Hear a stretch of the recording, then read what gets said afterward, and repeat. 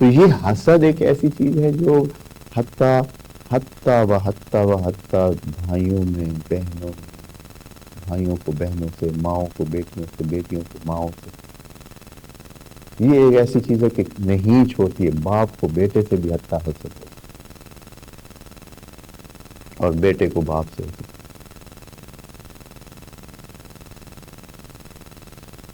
ہو سکتے ہیں، بالکل ہوتا ہے.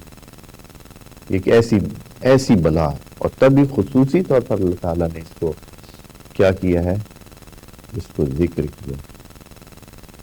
انسان کی بری خصلتیں بیسیوں ہیں، لیکن ان میں سے جو خصوصی طور پر کہا گیا کہ یہ یعنی اس سے بچنے کا ایک ہی طریقہ ہے کہ اللہ تعالیٰ کی طرف رجوع کرے. قل اعوذ برب الفلق، اس کی پناہ لو.